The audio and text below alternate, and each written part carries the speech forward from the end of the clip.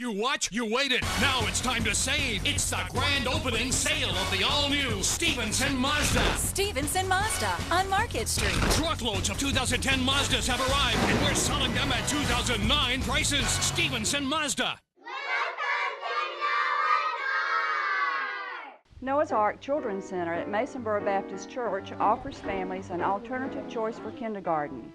We provide a high-quality academic program in a family-oriented Christian environment that prepares children for their future academic success. We chose Noah's Ark because of the low ratios and the individual attention. Jackson has really thrived because of that. Thinking about kindergarten? We are enrolling now for fall 2010. Call us for more information. During the grand opening sale at Stevenson Mazda, buy 2010 Mazda CX-7s for $21,990. New Mazda 3s for $179 a month. And every Mazda comes with our lifetime warranty. Stevenson Mazda on Market Street.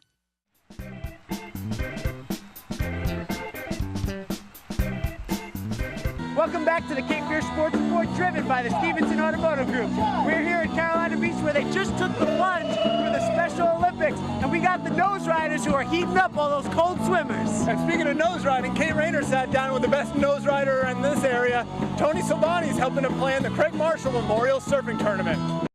He was such an awesome kid. A reserved kid. Kind, and he was nice. Confident in his faith in God. Joy to be around. He's very loving.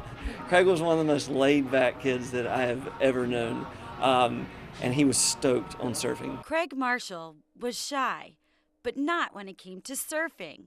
Be like, hey, come on, 6 a.m., get out of bed, we're going. Marshall died in October doing what he loved. The waves were just too big and the current was too strong. While on a surfing trip with friends, the 15-year-old crashed into a pier in the Outer Banks.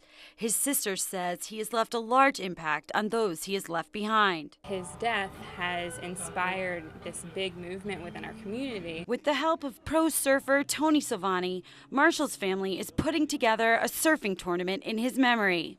I feel so blessed in order to help out with this contest that they've chosen me to help put on the event.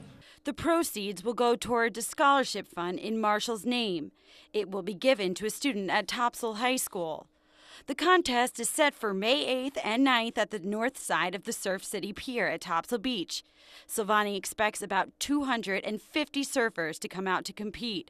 Marshall didn't like the spotlight, but his sister knows that he would be proud. Craig would be really happy to know that these many people have been touched by his life and want to be there for him. So just, we just want as many people to come as we can and just have a good time. For the Cape Fear Sports Report, I'm Kate Rayner.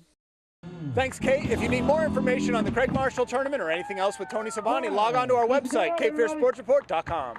Well, it's a beautiful day out here. It was kind of a slow week over at UNCW for the basketball team. They had one game earlier in the week. Jim Dalkey has a look.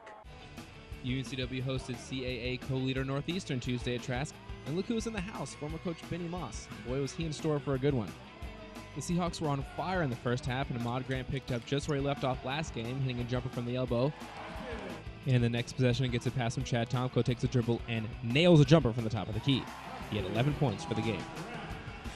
But the big news from Tuesday's game was when center John Fields fell awkwardly on his knee after a Northeastern miss. Let's slow it down and take another look at it. If you look closely at his left knee, you can see the string trainer actually put his hand and pop it back into place. John Fields would not return for the game. But the Seahawks would rally around their injured big man. His replacement, Dominique Lacey, nails a three-pointer from the top of the key. And Lacey does his best John Fields imitation as he gets a pass from Chad Tomko, misses, but collects the rebound and puts it in with the left hand. Lacey had 7 points and 8 rebounds for the game. And with a minute left in the first half, Keith Runneman picks off a Northeastern pass, takes it coast to coast, and throws it down with one hand. The Seahawks actually took an 11-point lead heading into the second half. Seahawk fans, for the first time in a long time, finally had something to cheer about. The Seahawks continued their stellar play in the second half as Keith Runneman gets an and one. He had 9 points and 10 rebounds for the game. When John Fields came back in the second half, but in street clothes, he was diagnosed with a dislocated knee and will be out up to 2 weeks.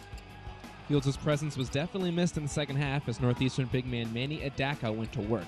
He had 22 points in the game, including a nice turnaround baby hook here over Keith Rendelman. But the Seahawks continued to put the ball in the basket. Johnny Wolf spots up from the corner, bang, nails a three. Then, in the very next possession, Trevor Deloach comes down and hits a little runner in the lane. The Seahawks lead stretched to 9 points. But low post defense and rebounding continue to be a problem for the Seahawks without Fields in the lineup. The Huskies outscored the Seahawks 40-22 in the paint. Foul trouble was also a problem for the Seahawks as Ahmad Grant picks up his 5th with under 4 minutes to go, and Dominic Lacey tries to set a screen but gets called for his 5th personal foul. The Seahawks were left without their 2 best athletes for the remainder of the game. Northeastern's Sadako continued to punish the Seahawks inside, and UCW saw its lead continue to dwindle.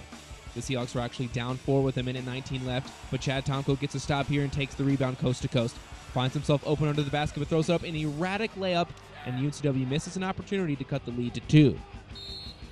After some Northeastern free throws, the Seahawks have one last chance down 5. Montez Downey, offensive foul. The Seahawks fall to Northeastern 56-65.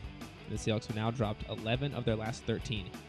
Moss looks on as he's seen this song and dance many times before. Coach Lee was understandably upset after the game. Very disappointing tonight to lose this game. I felt like it was a game that we should have won. Up 11 at halftime, to be quite honest with you, is something that we weren't comfortable with. And we looked very uncomfortable in the second half playing with an 11-point lead. We lost that aggressiveness that got us there, and we became kind of tentative. And when we became tentative, that is not a good combination against full court pressure and trapping. And that was pretty much the story of the game in the second half. So with 3 games left in the regular season, the Seahawks will try to finish their season on a strong note, but that might be tough to do so without their man in the middle. On Saturday night, UNCW fell 76-68 at the hands of Radford. The Seahawks trailed 40-29 at intermission. They were able to cut the lead to 5 midway through the second half, but Radford pulled away from there. UNCW is back in action Wednesday in their final road game of the season when they play at Drexel. Well, that's a wrap. Looking at UNCW basketball, kind of wrapping up things here. People are spilling out on the boardwalk. That's right, people are getting ready to leave, but you don't go anywhere yet. We've got some news and notes from around the Cape Fear region still to come on the Cape Fear Sports Report, driven by the Stevenson Automotive Group.